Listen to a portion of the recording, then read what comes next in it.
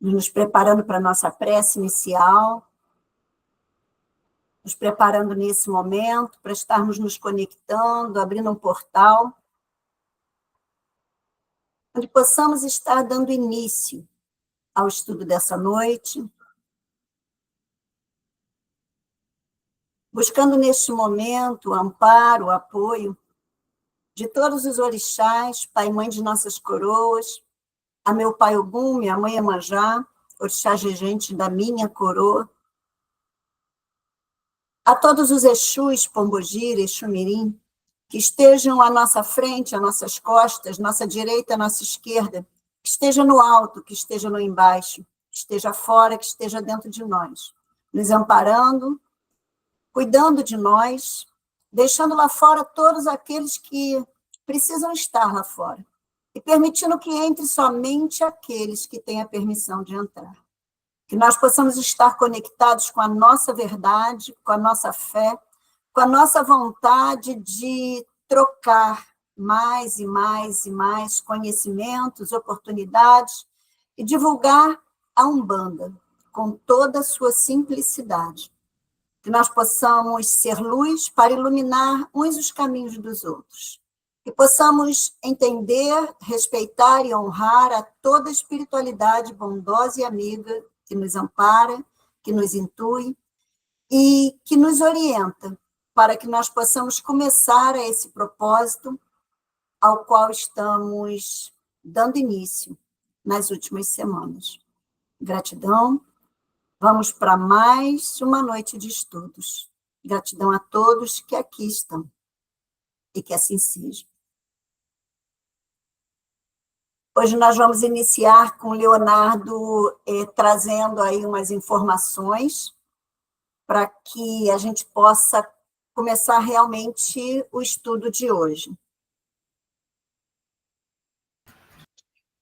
Muita gente me perguntou, me mandou mensagem com relação à apostila desse curso que a gente está fazendo, né, desse estudo. O que a gente conversou, né, e resolvemos sobre essa apostila desse primeiro módulo, né? A gente fez a apostila do primeiro módulo, estamos terminando a apostila do segundo. Essa apostila do primeiro módulo aí agora, né, que é essa que minha mãe está mostrando aí, muita gente já tem, né? A gente imprimiu, fez ela impressa, bonitinha, encadernada, e vendemos para as pessoas, né? Passamos para pessoas, praticamente pelo preço de custo, né? Foi realmente o valor da impressão e da encadernação. De agora para frente, até a finalização desse primeiro módulo, a finalização do curso, o que a gente vai fazer é colocar essa apostila em PDF. Né? Ela já existe, né, em PDF, mas quem tiver o interesse da apostila, fala com a gente. Eu vou colocar daqui a pouquinho no chat aqui da live, e vou colocar no grupo lá do estudo também a chave Pix, que a gente vai fazer essa apostila no PDF no valor de R$30, né? Esse valor para entrar para casa, para ajudar com gastos da casa. E aí eu vou colocar lá o link do PDF, a chave Pix.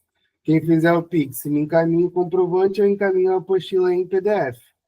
Junto eu vou mandar também o contato da gráfica, da Xerox, que a gente fez a impressão e a encadernação. Aí quem quiser ela em papel, ela impressa, só entrar em contato com eles. O valor ficou aproximadamente de R$60, impressão e encadernação, fazendo uma só, né? Aí, me mandando o comprovante do Pix, né, feito, eu encaminho o PDF da apostila e mais o contato lá da gráfica também. Se vocês quiserem fazer em outra, não tem problema, né? Só estou falando de lá porque sei que a qualidade é boa e o pessoal trabalha bem lá.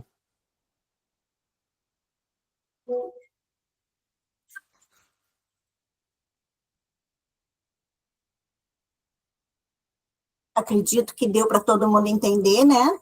O que o Leonardo explicou. Nós vamos iniciar o trabalho, né? Que será um estudo longo. Nós já iniciamos, aqueles que chegaram hoje, né? Que estão começando agora, Nós temos lá no WhatsApp, depois, lá naquele grupo do WhatsApp por onde vocês entraram, nós temos mais dois estudos anteriores que já foram feitos, então já está lá disponível.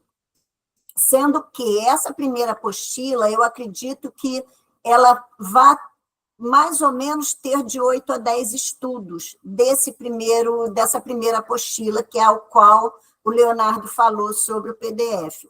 As apostilas futuras, nós vamos estar dando continuidade, e o que foi direcionado e foi decidido, né, na casa? Justamente isso que o Leonardo falou. É algo que nós estamos nos dedicando com muito carinho, com muito esforço. Sim, dá trabalho, como tudo na vida dá trabalho, é um servir, é uma entrega, e tudo aquilo que nós conseguirmos de renda através desse estudo será direcionado para a casa, para os trabalhos da casa, para aquilo que o Alvorecer de Luz se propõe a fazer, e por isso nós vamos estar iniciando com esse processo, né? Como o Leonardo deixou claro, e algumas pessoas entraram depois vão poder assistir o gravado, os PDFs serão entregues a vocês com o valor de R$30. Então, ele vai estar colocando lá no grupo, explicando a vocês tudo certinho. Mas vamos ao estudo de hoje, porque eu digo que são 2 horas que voam. Quem estuda com a gente sabe que eu não tenho a fama de falar muito, eu não falo muito, porém, o estudo ele flui de uma forma tão leve que 2 horas acaba se tornando pouco, né? Hoje nós estamos iniciando na apostila, né? Como vocês viram, eu sei que nem todos têm a apostila, mas a maioria tem.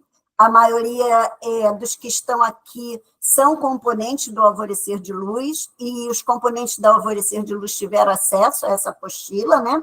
Nós temos ela impressa, e aqueles que não têm vão acompanhando pelo que a gente vai estudando aqui, até, se quiserem, se tiverem à vontade, ter acesso ao PDF. Nós falamos um pouquinho, espero que a maioria de vocês tenham visto, né, os estudos anteriores, falamos sobre as firmezas, falamos sobre o altar, sobre os assentamentos. Hoje nós paramos na página 24, que fala sobre os assentamentos na Umbanda, o significado da importância e dessas práticas. Na realidade, hoje, o que eu vou estar fazendo inicialmente é alinhavando algo que nós já falamos um pouquinho no estudo anterior, né? O conceito do assentamento dentro da Umbanda é fundamental na Umbanda e também em outras religiões afro-brasileiras, né? Lembrando também que muitas das coisas que eu vou trazer aqui, eu sempre faço questão de falar, a Umbanda professada pelo Alvorecer de Luz, a Umbanda na sua simplicidade, a Umbanda em tudo aquilo que o Alvorecer de Luz trabalha, né? O que ele divulga, como nós fazemos. E claro que cada casa é uma casa. Então, muitos de vocês que estão chegando hoje, que estão se aproximando, né, do nosso grupo, podem conhecer e entender de forma diferente, e tudo bem, não está errado, porque cada casa tem a sua forma de trabalho. Aqui o que nós vamos falar no geral, do que realmente são os trabalhos dentro das casas. Mas é claro que uma sempre diverge da outra. Então, assim, a gente hoje vai entrar um pouquinho mais falando sobre esse tema do assentamento na Umbanda, né? Esse significado. O que é, na realidade, um assentamento? Na aula passada, nós falamos da firmeza. Nós encerramos falando muito sobre as firmezas dentro da Umbanda. Então, assim, o assentamento, ele é mais do que só um objeto ou um local que fica ali, né? O assentamento dentro da Umbanda, ele é um local muito sagrado, ele é o conceito realmente de um local muito sagrado, aonde ali está a materialização, a fixação das forças espirituais numa casa, é onde nós assentamos realmente, né? Ali está a força do orixá, ali está a força do guia de trabalho. No estudo passado, nós falamos sobre isso, explicamos na nossa casa, onde tem cada assentamento, né? E falamos sobre o assentamento do Exu, sobre os assentamentos expostos que nós temos, sobre os assentamentos internos que nós temos, né? Explicamos sobre isso. Então, aqui na apostila fala assim, a definição básica do significado de assentamento é um conjunto de elementos rituais que evocam e materializam a presença de um orixá ou entidade espiritual. A função dela serve como um ponto de conexão entre o mundo material e o espiritual. E a composição geralmente inclui um receptáculo, né, um local onde ali contém diversos elementos sagrados. Isso pode ser um alguidar, isso pode ser uma tigela de louça, isso pode ser um local específico aonde é colocado esses elementos. Então, assim, o assentamento é o recipiente que aglutina, que evoca, que materializa o orixá. É a força espiritual de uma linha de trabalho, de uma entidade.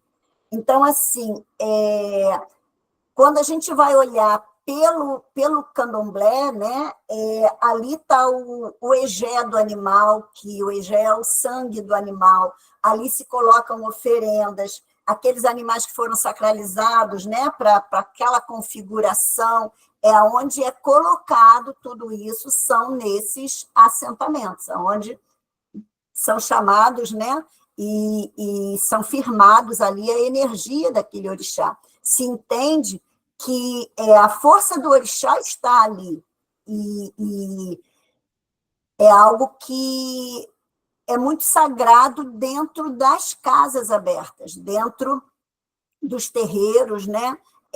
Isso um ponto de força muito, muito respeitado, muito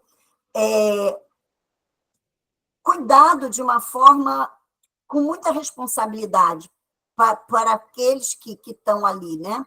Então, o assentamento, ele tem uma estrutura, ele pode variar nessa estrutura, mas geralmente inclui ali, né, esse local, os elementos naturais, que é aquilo que a gente fala, entra-se ervas, entram-se pedras, entram muitas vezes cristais, entram muitas vezes não só as ervas, mas entram as madeiras, né? As pessoas que são da nossa casa, que vão lembrando dos nossos assentamentos, percebem que cada local tem a sua composição, né? Então, ali também é onde é colocadas as oferendas específicas, muitas vezes objetos que foram consagrados pelos guias da casa, pelas entidades, né, responsáveis pela casa. Tudo isso vai dentro de uma estrutura de assentamento. Então, assim, a composição certa do que tem ali dentro vai muito da tradição daquela casa, vai muito do que é aquela casa. E existem diferenças nessas tradições, né? Esses assentamentos, na realidade, eles têm dentro do candomblé uma regra mais rígida, onde nas tradições ancestrais do candomblé, entende-se que ali é onde existe o próprio orixá.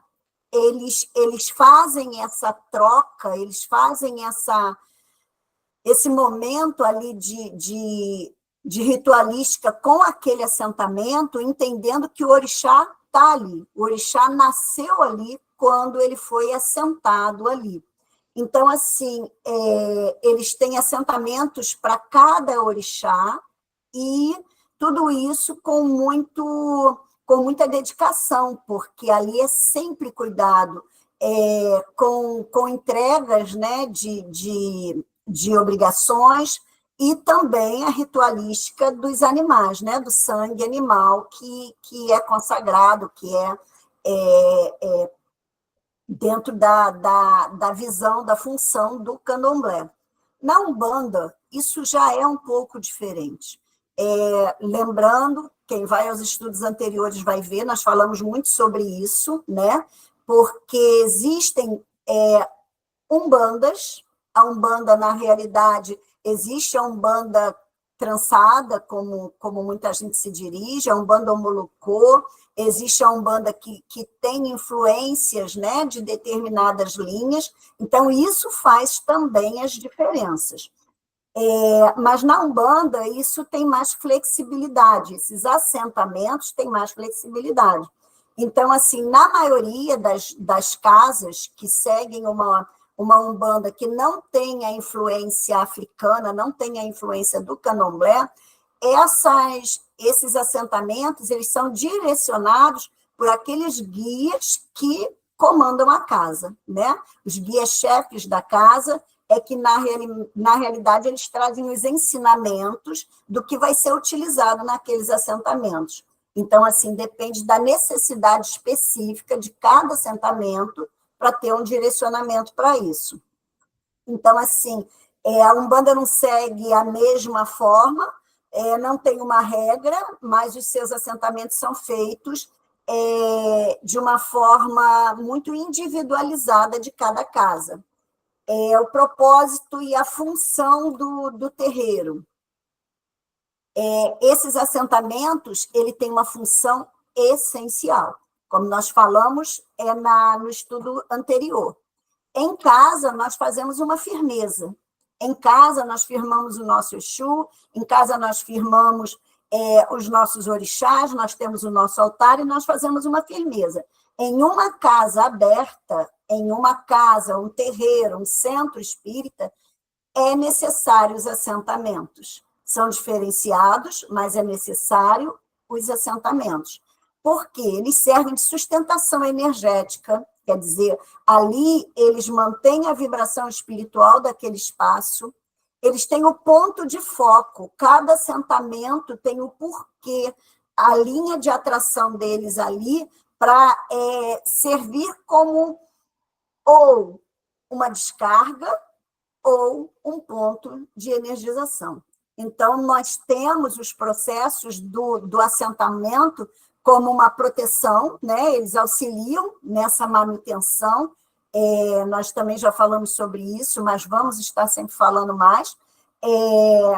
O terreiro, ele é como um escudo de proteção para todos aqueles que entram ali dentro, que chegam até ali.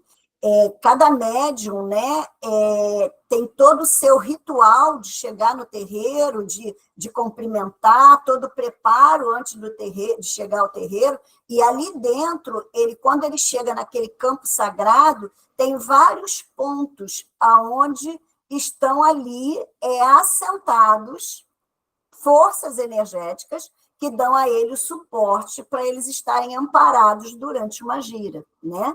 Porque quando a gente está fazendo um atendimento espiritual, quando a gente está em uma gira aberta, nós estamos manipulando não só a nossa energia, nós estamos manipulando também as energias que vêm de fora. Então, para isso servem os assentamentos. Então, assim, há uma configuração de objetivo, de propósito, desse campo de atuação, de cada assentamento dentro do terreiro. Nós não temos um só assentamento no terreiro, né? O assentamento faz sentido no terreiro onde tem uma grande quantidade de energias diferenciadas. Por isso que eu estava falando, não faz sentido eu ter um assentamento aqui na minha casa. Na minha casa entram poucas pessoas, na minha casa entra quem eu quero.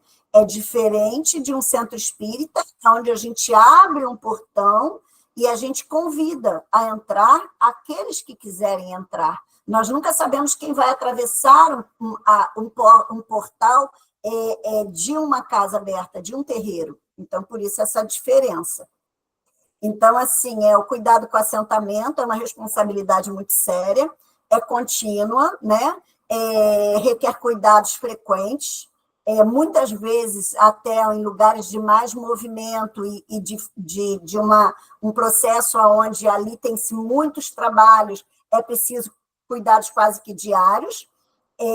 Esse convívio constante estabelece uma relação próxima também, né, daqueles que cuidam do assentamento, todo o processo do zelador, da zeladora da casa, em comunhão com esses assentamentos, com esse local, isso também traz fortalecimento para aquele trabalho.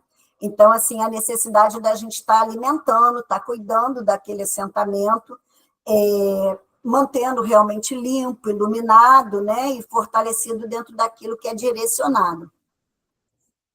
Já falamos bastante sobre isso em aula anterior, então eu estou só fazendo aqui por alto para a gente poder chegar no próximo ponto, né? Os assentamentos em ambiente doméstico, que, como eu falei, não tem um objetivo principal, não tem muito essa orientação, exige conhecimento, não é qualquer um que deve fazer um assentamento na sua casa, não é qualquer um que deve simplesmente fazer, por entender que ali, já como eu conheço, já como eu sei, eu posso fazer. Eu falo sempre que tudo aquilo que a gente faz, quanto mais a gente faz, quanto mais a gente conhece, quanto mais a gente se envolve, mais responsabilidades nós temos, né? E até onde nós realmente estamos dispostos a ter essa responsabilidade. Então, assim, o assentamento em casa não é uma questão usual, a não ser que você assente especificamente uma força para uma necessidade qualquer que você entenda que deve ter essa orientação, mas não é algo que deve ser feito. Então, assim, entendendo as diferenças das firmezas, as firmezas são práticas mais simples, a liberdade de prática pode ser feita por iniciativa pessoal, elementos simples, uma vela, um incenso, uma flor, uma pedra já é uma firmeza, né, como nós falamos. A função, a firmeza servem como uma chave de acesso, onde você, no seu altar, você coloca ali a firmeza para o seu orixá, pai da sua coroa, mãe de sua coroa, você coloca ali uma firmeza para o seu preto velho, você faz e coloca uma firmeza para o seu Exu, você pode fazer isso, sabendo que a firmeza é algo que pode ser temporário, você pode fazer e daqui a algum tempo você pode desmanchar, você pode trocar, essa manutenção dela não é tão... com tanta responsabilidade quanto de um assentamento. Então, nós vamos falar mais sobre firmeza. Eu pretendo ensinar várias firmezas de cada orixá, de cada guia de trabalho. Vamos falar mais sobre isso quando estiver falando sobre os orixás. Vou trazer modelos, né, de firmezas, de assentamentos, modelos de coisas específicas, realmente, né, de formas específicas da gente poder estar falando, né, com essa nossa espiritualidade. Os assentamentos já são realmente aquilo que eu estava falando, algo mais comprometido. Na firmeza, você é livre, você acende uma vela, você põe um incenso, uma erva, mesmo que você consagre ou sacralize, deixe ali, ele é uma chave de acesso, é uma chave de chamamento, não é um assentamento em si. Então, assim, aqui tem algumas coisas mais, né? Mas tudo que nós já falamos realmente no outro estudo. Vamos entrar aqui na estrutura e na organização dos terreiros de Umbanda. O que é uma estrutura, né? Dentro do terreiro. Então, assim, o terreiro é um espaço sagrado, né? Onde tem os rituais ali, as práticas da religião. A sua estrutura e a organização seguem padrões específicos, que refletem os princípios espirituais e as necessidades práticas do trabalho mediúnico. Então, a gente sabe que aquilo ali é a estrutura. Como é dividido esse espaço no terreiro? Nós já falamos na outra aula dos espaços que nós temos na casa, né? A cozinha, o banheiro, o espaço da assistência, o espaço sagrado. E hoje a gente vai assim entrar um pouquinho mais nele, falando sobre como esse espaço público, o que ele é destinado aos visitantes e aos consulentes. Então, assim, a gente chegou no terreiro, tudo aquilo que nós vimos na aula passada, como é o nosso terreiro. E aí a gente imagina a consulência chegando ali, né? Essa assistência. Quando elas chegam, elas pegam a sua ficha, né? Buscando o seu número para o seu atendimento, e elas se dirigem a um espaço especificamente para elas. Elas não chegam e entram e adentram ao espaço sagrado. Elas têm um espaço específico aonde fica essa consulência. E nós temos o espaço sagrado aonde os consulentes entram, aonde os consulentes chegam e onde os componentes, consulentes não, onde os componentes entram, esse é o espaço sagrado. Na nossa casa, a gente fala assim, da corrente para dentro, né? A nossa casa tem uma corrente. Ali é onde fica os rituais de incorporação, é onde a gente chama de corrente mediúnica. Tem um delimitador ali, tem um espaço ali que separa, né? E esses dois espaços tem sempre ali, na sua maioria, né? A gente não fala sempre porque há casas e casas, mas na maioria das casas tem ali ou um portãozinho pequeno, né? Uma muretinha de alvenaria, ou uma corrente, como a nossa casa, tem uma correntinha separando, tem casas que tem uma cortina. Esse delimitador ali, ele é justamente porque nós temos também um outro lugar de assentamento, um outro lugar preparado, dentro da onde fica essa corrente mediúnica, específico para os componentes. Então, ali, a consulência só entra quando é permitido. Ali, eles só têm acesso quando são chamados, convidados, né? Quando vem o momento realmente deles serem atendidos. Senão, todo aquele espaço dos componentes, ele está sendo preparado, ele já foi preparado anteriormente, e ele ali, em todo momento da gira, em todo momento do processo de abertura de gira, tem um preparo específico, diferente para os componentes que estão ali dentro. Então, assim, o delimitador tem função tanto física quanto espiritual, marcando claramente os diferentes níveis de sacralidade dos espaços do terreiro. Quer dizer, aquele que adentra da corrente para dentro, do portão, né, da muretinha para dentro, eles se prepararam antes. Eles fizeram toda uma ritualística antes, para eles poderem estar ali dentro. Então, existe todo um processo.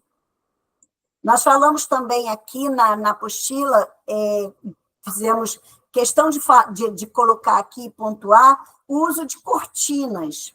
Tem casas que usam uma cortina separando os consulentes dos componentes do campo sagrado, do espaço sagrado. Hoje, nem todas as casas utilizam, isso acontecia muito mais no passado do que hoje, mas ainda existe, ainda tem casa que existe. Essa cortina é muito interessante, vou falar mais ou menos só do que tem aqui na apostila para mim poder falar. Ela é um delimitador, ela permanece fechada durante os preparativos iniciais, ela é aberta no momento específico do ritual, geralmente após a defumação. Alguns terreiros têm 2 camadas de cortinas, uma separando a assistência dos componentes e outra na frente do congá.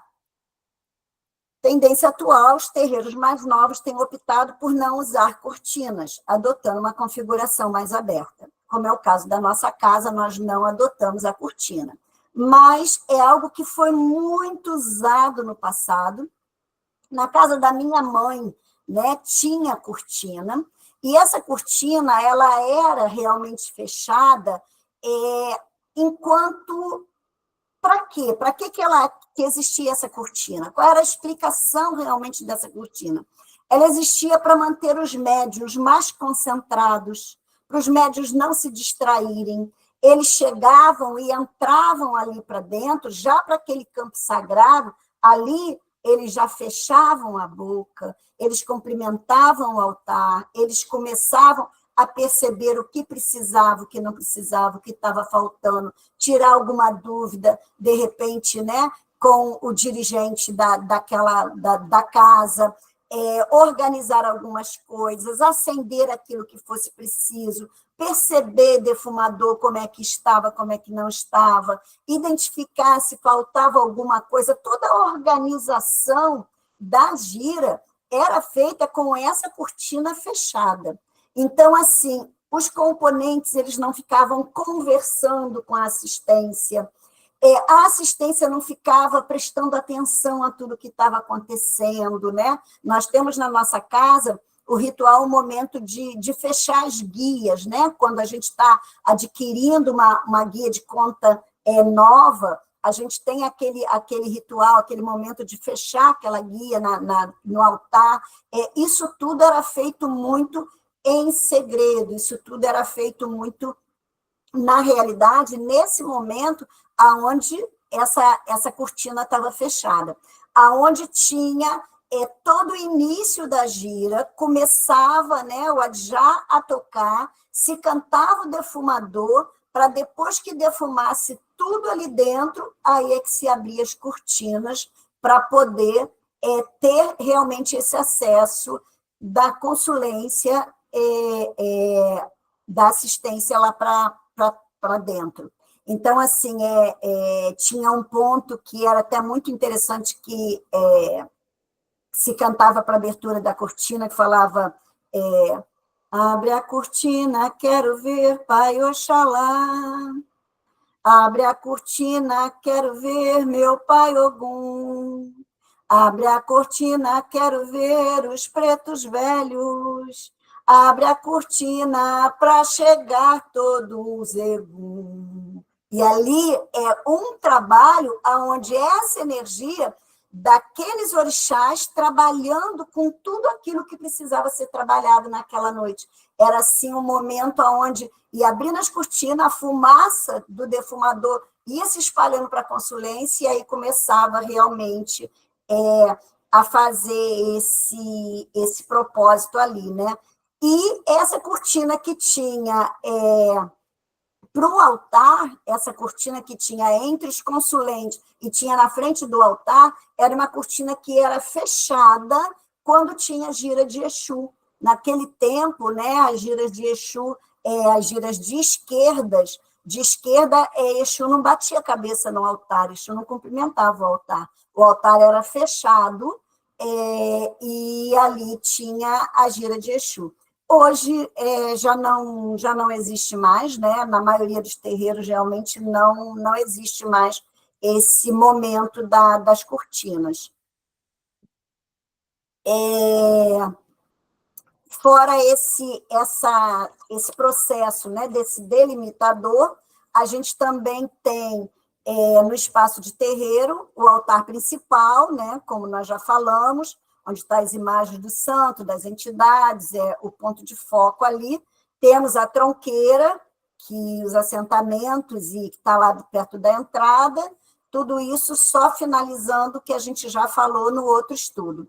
E o salão principal, onde tem as giras, onde tem as incorporações, que na sua maioria, né, a gente já falou sobre o formato de cada local, de como é usado, né? A maioria deles hoje em dia são quadrados ou retangular, e onde fica a assistência e a consulência, lembrando que a consulência acaba percebendo, acompanhando, mas eles não têm tanto acesso de poder chegar até ali dentro. E temos também o espaço dos médios, o espaço dos cambones, cada médium tem um espaço dentro da corrente, nós já falamos sobre isso, né? Aquele médium que tem locais específicos dentro da corrente, dentro da gira, da importância disso, né? Os ogães, os curimbeiros, como nós chamamos, né? Os atabaqueiros, como nós chamamos, e a localização do sacerdote, da sacerdote da casa. Isso tudo mostra essa organização e a disposição realmente de cada um nessa hierarquia espiritual. E também para a organização dos trabalhos, né? Além disso, na casa, nós temos o espaço de vestiários, de banheiro, de toda a configuração de terreiro, que também já foi falado antes. Vou pular isso aqui, que já falamos no outro estudo.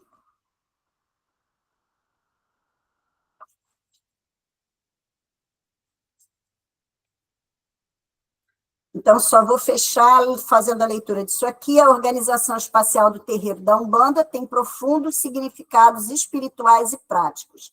A hierarquia espiritual é a divisão dos espaços, reflete os diferentes níveis de sacralidade de acesso às pessoas.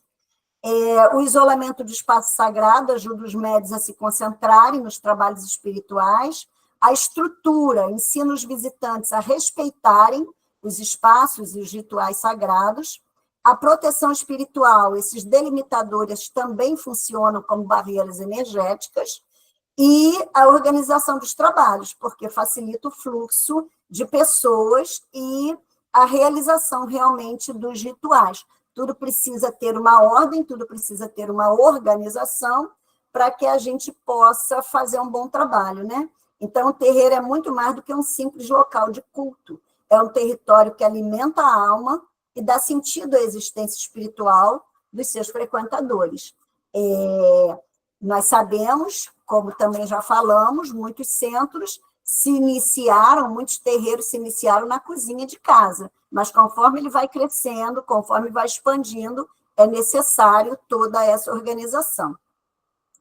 Nós fechamos agora essa parte, né, que finalizamos, na realidade, o que nós falamos na aula passada. Se alguém quiser fazer algum comentário, tirar alguma dúvida em relação a isso, que a gente vai começar a entrar agora na parte de gira de Umbanda, né? Alguém quer falar? Tem alguma mãozinha aí? Alguém que quer falar alguma coisa sobre tudo isso? Todos vocês estão afiados? Estão bem?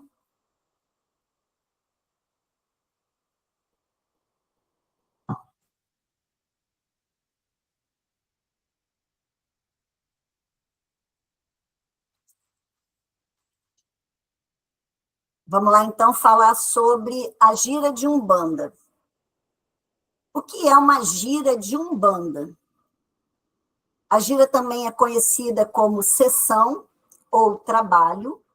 É um ritual central da prática umbandista. O termo gira tem as suas raízes na própria dinâmica do ritual. Os médiuns formam um círculo ou giram. No passado, acredito que ainda tenha casas que trabalhem assim, os médiuns ficam girando durante a gira, girando realmente, andando uns ao lado do outro, né? Como nós vemos muito nas casas de candomblé. Na Umbanda também existia muito. Hoje, eu acredito que eles ficam, a maioria só em círculo, como é na nossa casa, né? Mas eles formam um círculo ou ficam girando, e muitas vezes entram em transe, girando ou rodopiando. Mais do que uma simples reunião, a gira é um momento sagrado de conexão entre o mundo material e o espiritual. É quando as entidades, os caboclos, pretos velhos, exus, pombagiras, outros guias, se manifestam através dos médiuns para trazer orientação, curas e bênçãos. Cada terreiro tem a sua própria forma de conduzir uma gira. mas existem elementos comuns que formam a estrutura básica desse ritual poderoso. Como diz um ditado umbandista, cada casa com o seu fundamento, cada terreiro com a sua lei. Mas a gira é o coração pulsante da Umbanda, onde o céu e a terra se encontram em uma dança sagrada de luz e amor. Dirigir uma gira é algo de muita responsabilidade, é algo de conexão, realmente, da terra com o sagrado. Precisamos conhecer, pisar com os nossos pés firmes no chão, para que nós possamos estar sendo, como eu sempre falo na nossa casa, ferramentas limpas e afiadas para servir, porque é o que nós nos tornamos quando nos colocamos ali naquela gira, naquele círculo, naquele momento, né? Então, assim, é importante a gente lembrar que existem várias giras, nós vamos falar disso mais para frente, mas eu vou só pincelar aqui que existem as giras públicas, aquela que é aberta à comunidade, né? Onde os consulentes vão e entram para ser atendidos pelas entidades. Existem as giras internas, que é aquelas voltadas para os médiuns da casa, focadas no desenvolvimento mediúnico, nos trabalhos espirituais internos. As casas de Umbanda, muitas vezes a pessoa olha para um calendário de uma casa e pensa que ele é limitado àquilo que está ali. Mas, além do que está num calendário aberto, existem trabalhos e existem realmente, dentro desse calendário, trabalhos fechados, voltados realmente para os médiuns, né? A gira de desenvolvimento, que ela é dedicada realmente ao aprimoramento dos médiuns iniciantes, né? O desenvolvimento mediúnica desses médiuns. E as giras realizadas fora, que são em ambientes naturais, né? Como nas praias, nas cachoeiras, nas matas, que fortalece também essa conexão espiritual. E existem as giras especiais, que são focadas em trabalhos específicos, né? Como giras de cura, giras de descarrego, homenagens, existem outro tipo de gira. Então, assim, a diversidade dessas giras mostra justamente essa riqueza e essa flexibilidade da Umbanda, né? Sendo que cada terreiro adapta suas práticas à necessidade dos seus componentes e da orientação do guia-chefe daquele terreiro. Então, como é que a gente sabe que a gira vai começar? Faz aí com a mão para mim os componentes da nossa casa. Como é que a gente sabe que a gira vai começar? É isso aí, ó. Tlim, tlim, tlim, tlim, tlim, tlim, tlim, né? Vamos tocar o sinete, vamos tocar o adjá, né? Começa o sino a bater, a gente sabe que naquele momento a gente está iniciando os nossos trabalhos. É a primeira coisa que acontece quando a gente toca, né, o sinete, a gente toca o adjá. Ali já fica marcado que nós vamos iniciar a nossa gira. Então, a gente está começando a fazer esse movimento aonde os encarnados, os componentes, os médiuns, começam a, na realidade, se preparar, respirar, porque sabe que é momento de se concentrar, e também a própria espiritualidade já está no comando de tudo, direcionando tudo, já começa a trazer para nós todo o processo do que vai estar acontecendo ali dentro. Então, assim, eu falo muito que a gente faz uma leitura da gira. O que é mais lindo na Umbanda é que cada gira é uma gira, não existe duas giras iguais, não se repete. Quem perdeu a gira daquele dia não vai mais ter a oportunidade de participar daquela mesma gira, porque as giras dentro da Umbanda, elas são únicas. Elas, na realidade, mesmo uma gira de caboclo, cada gira é um momento, é uma gira, e nós nunca sabemos o que vai vir ali, o que vai chegar, para quem nós vamos cantar. Nós temos aquele guia que, naquele dia, está sendo direcionado para os trabalhos com ele, mas quando a gente abre a gira, a gente não sabe o que vai acontecer ali dentro. A gente não sabe quem vai ser direcionado a estar chegando, né? Nós vemos muito isso na nossa casa, e isso é muito lindo dentro dos trabalhos.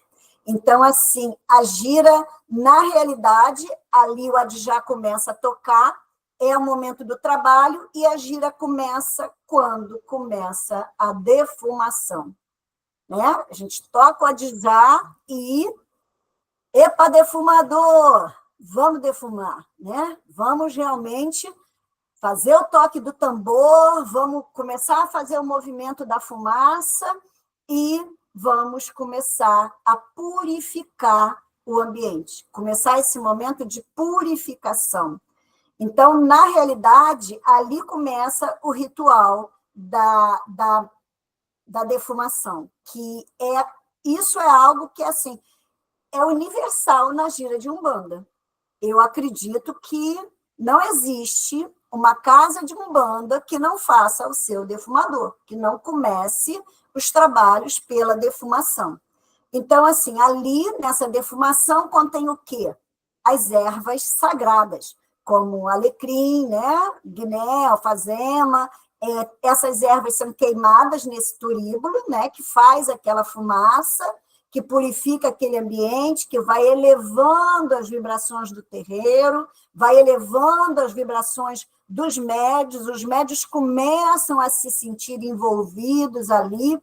Então, a defumação, ela não é só uma limpeza física que vai chegando no nosso corpo, a gente percebe que ela vai mexendo com toda a nossa parte energética.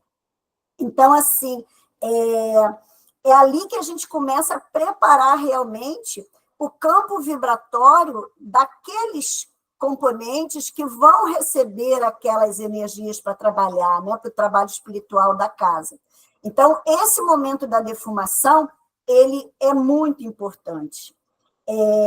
Eu falo muito, né, quando a gente está fazendo a defumação, olha o cheiro, olha a defumação, olha o defumador. Quer dizer, a gente está chamando, agradecendo, a gente está fazendo aquele ritual de sentir aquele cheiro, de sentir aquele aroma, de perceber aquilo chegar em nós, entrar pelas nossas narinas e envolver todos os nossos poros. No defumador tem os seus pontos específicos, né? Existem vários pontos para defumação, existem vários pontos de defumador.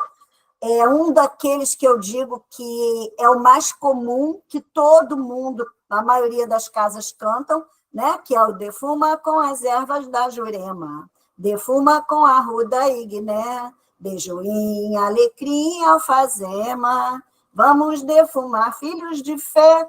Esse ponto ele já fala dessa ritualística. Tem muitas casas que falam, salve a Jurema, não está salvando a Jurema cabocla, que tudo bem, também vamos salvar, mas quando se fala salve a Jurema, ela é o reino vegetal. Ali está se representando justamente esse reino vegetal, essa árvore da Jurema. Então, esse ponto, quando ele fala defuma com as ervas da Jurema, não é a da Jurema cabocla, é a da Jurema desse reino vegetal, desse poder vegetal. A arruda é uma erva, né, como a gente sabe, o guiné também. O beijoim é uma resina. O beijoim é uma resina que a gente compra também nas casas de Umbanda, e é uma resina muito cheirosa, que ela também é utilizada nos defumadores, né? É de uma energia também muito, muito importante, muito forte. Como é que a gente começa essa ritualística do defumador? Quando vamos defumando, a gente vai defumando o altar, a gente vai defumando. Na nossa casa, nós temos, além do nosso altar, né, nós temos, falamos isso no estudo passado, nós temos, de frente ao altar, nós temos um cruzeiro, nós temos uma cruz, um assentamento firmado bem de frente para o nosso altar. Então, na nossa casa, a gente defuma esse altar, a gente defuma esse cruzeiro, vai-se lá fora defumar esse cruzeiro. Depois, quando a gente volta, a gente defuma o quê? Os cantos, os pontos do terreiro. A gente cruza esses 4 pontos do terreiro. A gente primeiro está firmando o espaço físico, a Terra Santa. A gente cruza o terreiro. Depois a gente vai firmando e cruzando e trazendo defumador para os ogãs, para os corimbeiros, porque a gente está defumando, dentro dessa ritualística também, algo que é sagrado, que é o nosso tambor, é os atabaques, né? Então, esse processo do altar, do cruzeiro, muitas vezes vai-se ao atabaque, vai no atabaque, vai-se nos 4 cantos da casa, a gente está... Os 4 cantos do terreiro, eu acredito que eu falei isso, né, também no último estudo, ali também tem assentamentos, ali também tem forças firmadas de sustentação da casa nos 4 cantos. Então, a gente vai também a esses 4 cantos com o defumador, defumando, e depois a gente vai aos médiuns, né, da casa, para depois ir à consulência.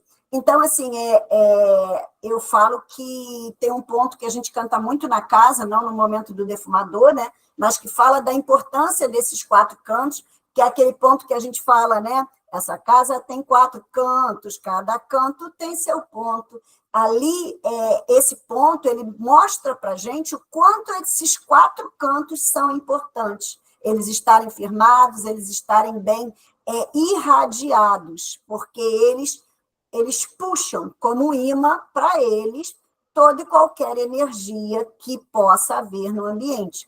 Então, a gente defuma também esses pontos, né? A fumaça é muito importante. A fumaça se propagar, a fumaça chegar realmente na maior parte dos espaços é importantíssimo, porque essa fumaça é justamente a irradiação da energia dessas ervas. É claro que a gente não vai fazer fumaça a ponto de se sufocar, mas é importante, sim, a fumaça. Tanto que, assim, um incenso que a gente compra, né, e usa aquele palito de incenso, ele não é um defumador. Ninguém nunca pode pensar, eu vou defumar a minha casa com incenso. Não, o incenso é algo que a gente acende ali, trazendo cheiro, trazendo, né, aquele processozinho daquela fumaça, mas não é uma defumação. A defumação precisa de algo muito mais profundo, né? Então, acho que deu para a gente entender aí sobre a defumação, né? Vamos defumar, estou falando aqui sobre abertura de gira, mas vamos estender um pouquinho pensando da nossa casa. Vamos defumar a nossa casa. O processo precisa ser o mesmo. Mesmo a nossa casa não tendo todos os assentamentos e todo o ponto vibracional de um terreiro, mas nós precisamos, quando defumamos a nossa casa, a gente precisa ir nos cantos das paredes, a gente precisa passar realmente pelos portais, por onde tem abertura, a gente precisa passar com o defumador. É importante a gente vir de dentro para fora, a gente vir dos quartos, do banheiro, a gente vir defumando de dentro para fora, até chegar do lado de fora, né? Até chegar na porta de entrada da casa. A defumação é importantíssima para o médium, para o componente, ser feito também na sua casa, pelo menos uma vez na semana. É muito importante a defumação. Todo mundo entendeu bem a defumação? Ninguém quer falar sobre isso? Tá bom. Depois que a gente abre a gira, que a gente começa com a defumação, nós vamos para o pó de pemba. Nem toda casa também, hoje, faz uso do pó de pemba. A nossa casa ainda faz, a nossa casa utiliza o pó de pemba. Não utilizamos também em todas as giras, mas o pó de pemba também é uma ritualística que muitas casas já aboliram. Mas, após a defumação, muitos terreiros usam esse pó de pemba. O que é o pó de pemba? é a mistura sagrada, né, daquele pó de giz, que a pemba é um giz, é um cal, aquele pó de giz com ervas, com pós diferente. O pó de pemba, ele não é algo que a gente compra. O pó de pemba não é uma pemba que você soca ela e torna ela em pó somente. Ela tem todo um preparo, ela tem toda uma ritualística. Ela vai para as ervas, ela vai, muitas vezes, para o líquido, ela tem um tempo de consagração dela para que ela possa realmente se tornar esse pó de proteção. Então, assim, ali também existe uma ritualística para se preparar ela. E ela é soprada, né, em pontos estratégicos do terreiro, criando ali uma barreira também energética e ancorando essas vibrações. Então, assim, ela é assoprada também no altar, nos 4 cantos, ela é soprada no médio, ela é soprada para a rua. O pó de pemba ele é muito mais rápido do que um defumador, e, na realidade, como eu falei, isso foi se perdendo com o tempo, né? Antigamente tinha muitos pontos que se cantava no momento da pemba, né? Na nossa casa a gente ainda faz, a gente ainda canta. Encruza, encruza, encruza o terreiro, encruza, na fé de Oxalá, encruza. Tem casas que cantam, né? Oi, salve a pemba, também salve a toalha, salve a coroa, que é de nosso Zâmbia maior. Isso também é um ponto que se cantava quando a gente estava trabalhando com a pemba. Na realidade, a pemba ela é um elemento fundamental na Umbanda. Nós trabalhamos com pemba todo o tempo, né? Os pontos riscados, os nossos guias, eles trabalham com a pemba, e esse pó de pemba, no passado, ele era muito, muito, muito respeitado. Vamos lá, na sequência da gira, vem as invocações e as incorporações. Tem casas que, na realidade, não fazem, né? Já se inicia ali a abertura do terreiro. Hoje, eu acredito que cada vez mais está acontecendo, eu fico muito feliz por isso até, aonde vem uma orientação, uma preleção, um momento onde o dirigente da casa, né, o sacerdote, ele vai até ali à frente e ele cumprimenta a assistência, ele fala sobre a gira que vai ser aquele dia, ele traz alguma orientação sobre a gira, sobre a energia que vai vibrar naquela noite, ele fala, trazendo também um pouco de olhar, de amorosidade, de carinho, de cuidado, de incentivo, de estímulo para aquele que chegou até aquela casa, né? Então, assim, ali, muitas vezes, dado alguns conselhos, alguma orientação, algum direcionamento, e isso, mesmo não sendo uma coisa em todas as casas, não acontece em todas as casas ainda, mas tem acontecido cada vez mais, criando uma conexão, né, entre o sacerdote daquela casa e a consulência. Isso realmente é importante, vai também conectando aquela assistência com o trabalho daquele dia. E ali se faz uma oração. Ali, naquele momento, Bem, vou falar da nossa casa, né? Porque aqui eu vou pular aqui um pouquinho, porque na apostila eu até coloquei que ali a gente começa o hino da Umbanda. Na nossa casa, na realidade, antes de fazer a oração, antes de vir cumprimentar a assistência e fazer essa preleção, nós fazemos a saudação à tronqueira. Quando a gente termina o defumador, quando a gente termina o pó de pemba, né, a gente sauda Exu. a gente primeiro faz a saudação à nossa tronqueira. É o momento onde todos os componentes se viram, né, de frente para a tronqueira, fica de costa para o altar, e nós primeiro cantamos para os Exus, para a energia da tronqueira. Na nossa casa nós trazemos muito, né? Lá na porteira eu deixei meu sentinela, lá na porteira eu deixei meu sentinela, eu deixei todos os Exus tomando conta da cancela.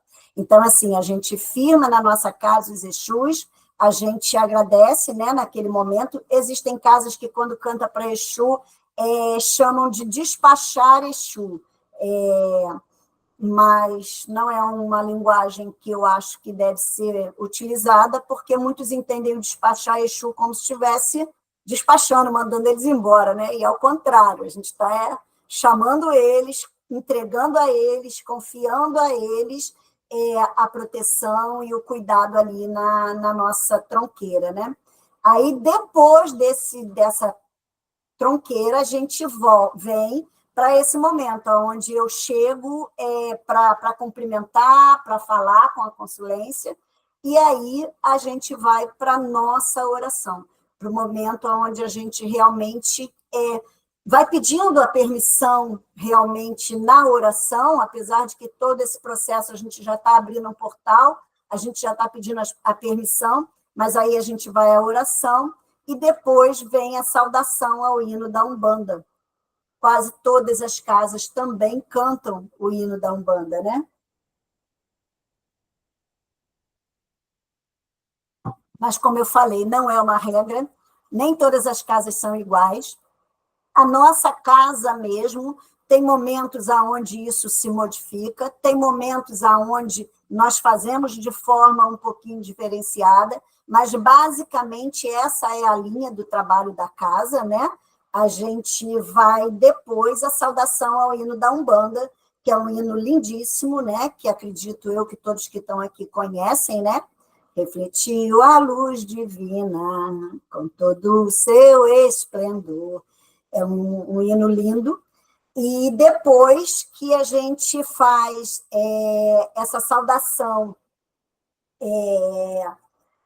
ao hino da Umbanda, a gente tem a saudação às 7 linhas de orixás, né, que a maioria das casas também fazem. Na nossa casa também é feito a saudação aos orixás, as 7 linhas, saudando o nosso altar, e depois nós vamos para entidades daquele dia. Depois a gente chega no momento aonde a gente começa a incorporação. Na nossa casa, antes da gente começar a incorporação, a gente saúda também ao preto velho da nossa casa, é o preto velho que dirige os nossos trabalhos. Então, em todas as giras que nós fazemos, nós louvamos a ele, nós agradecemos a ele e sentimos a presença dele, sabemos que ele é que está ali dirigindo tudo, acompanhando tudo.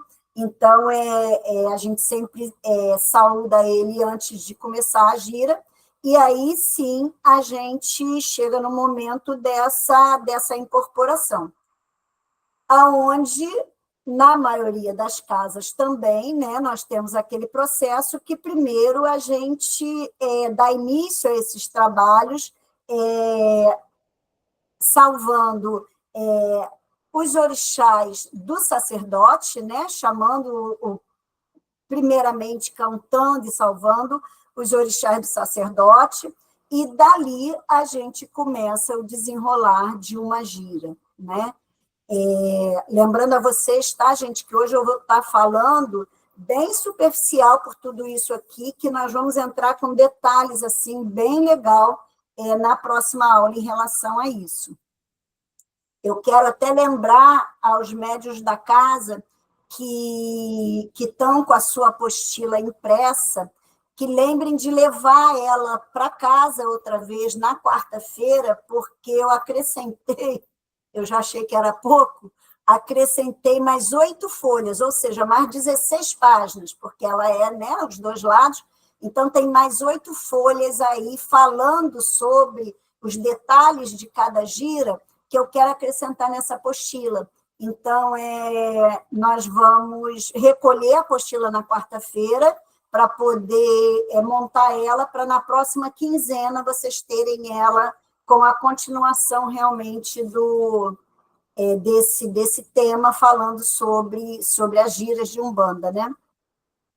Então, dando continuidade, até aqui ninguém tem dúvida, né, de como é que é organizada a gira. Todo mundo acompanha e está vendo como a gente trabalha na nossa casa.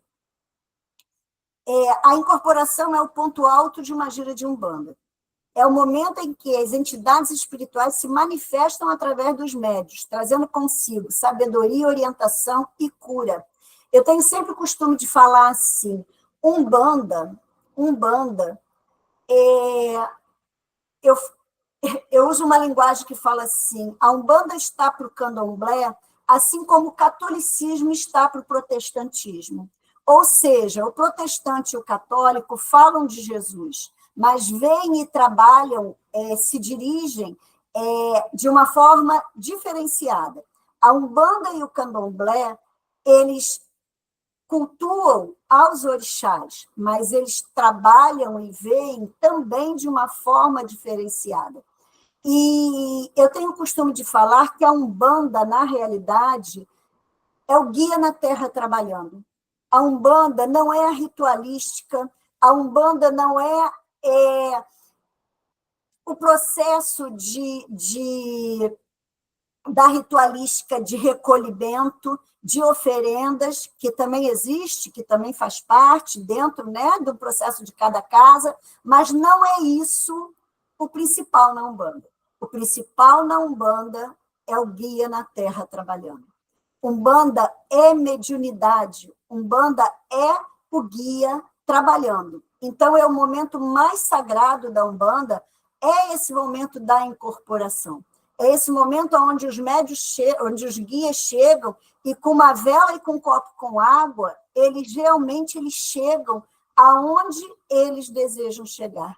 Ali eles têm todo o processo de lidar com qualquer energia que esteja em torno através da sua força, da sua fé, da sua energia.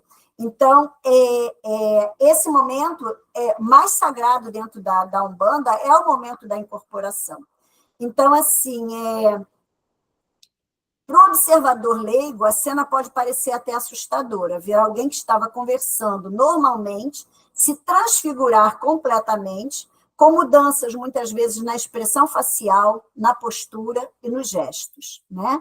Então, você sabe que o corpo daquela pessoa é daquela pessoa, mas algo diferente habita agora naquele corpo, se altera. Muitas vezes, muda, né, completamente o sujeito. Essa transformação, ela representa a essência da Umbanda. O médium, ele, quando sente a presença de um preto velho, ele não consegue mais se manter de pé, esguio, né? O processo, o seu corpo físico vai sentindo a interferência, vai sentindo as mudanças e não tem como negar. Eu sempre digo, mediunidade, incorporação é algo que não tem como você negar que você está vivenciando aquilo, porque você sente. Não é o que o teu olho vê, não é o que você escuta, é o que você sente no seu corpo físico. E não tem como você negar isso. Então, assim, o contato direto com o mundo espiritual é através dessa transformação. É importante lembrar que, embora pareça estranho, para quem não está familiarizado, é um processo sagrado e profundamente respeitado pelos praticantes. Quando as entidades chegam, geralmente começando pela entidade chefe da casa, inicia-se um ritual, muitas vezes, em muitas casas, de paramentação. Esse processo não é apenas estético, mas é carregado num simbolismo e num significado espiritual.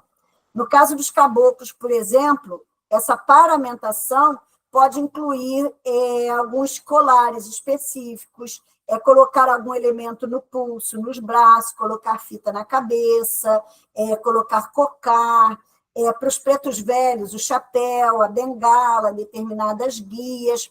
Na nossa casa, nós não temos muito uso dessa paramentação, né?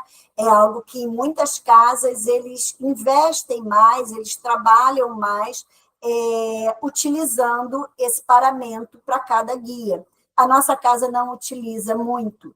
Nós já tivemos processos, como a gente fala sempre, a nossa casa é uma casa de muitos anos, de muitas vivências, de muitas situações, aonde por muitos processos foram se modificando. Então, não é que não se utilize, né? Um caboclo ele pode ter como o sete flecha, ele tem as flechas dele que ele gosta de colocar no ponto ali riscado. Existe a maraca, né? O maracá que eles utilizam, maraca ou maracá, todos os dois estão certos.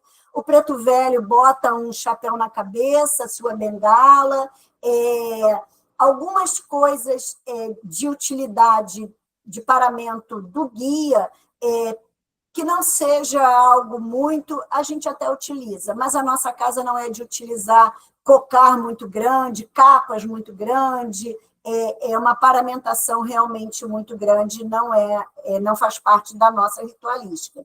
Mas nada contra, e existe um porquê, muitas casas defendem a tese de que isso faz com que a consulência separe aquele médium daquele guia, sabe?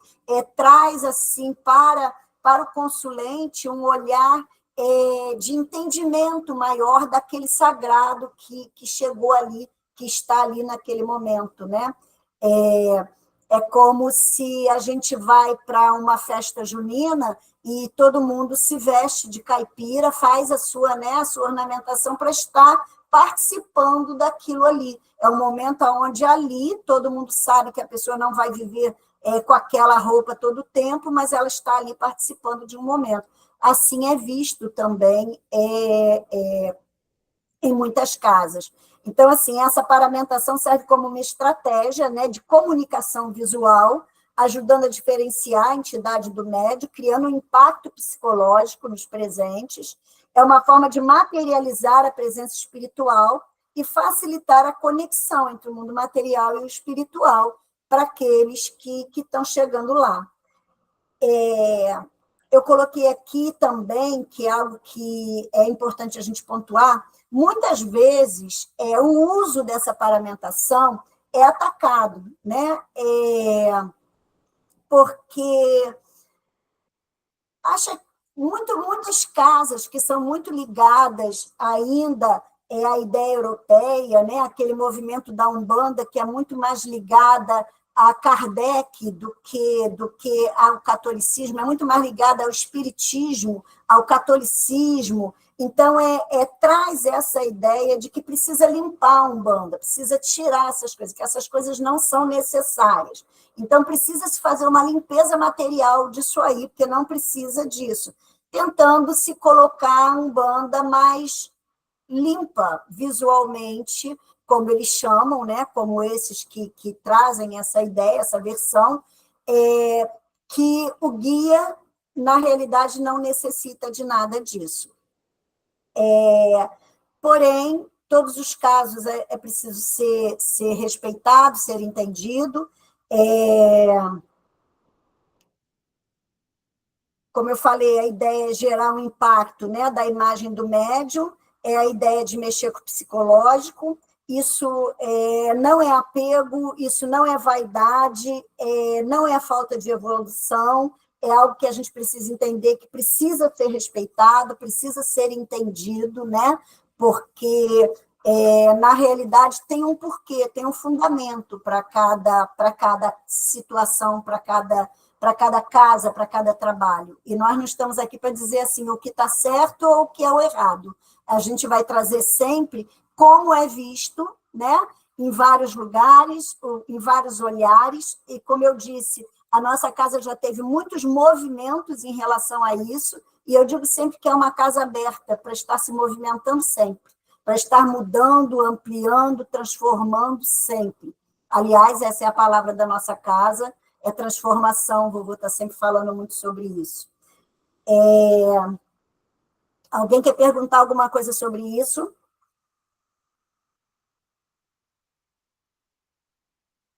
Vocês hoje estão ótimos, hein?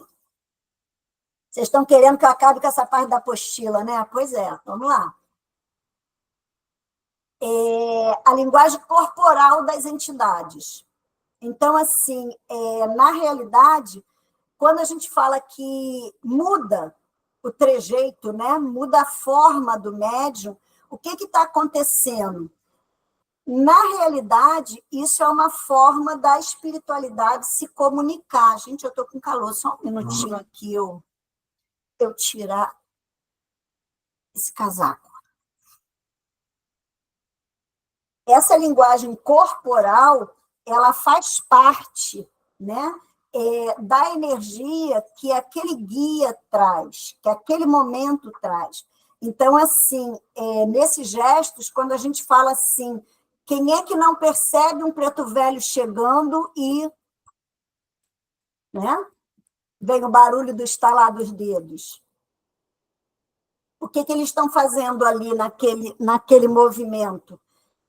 Eu falo que não é um tique nervoso, né? Eles estão chegando ali com um tique nervoso de estar ali sacudindo a cabeça, estalando aquele dedo, passando aquela mãozinha assim no corpo, né? Na realidade, eles estão fazendo o quê?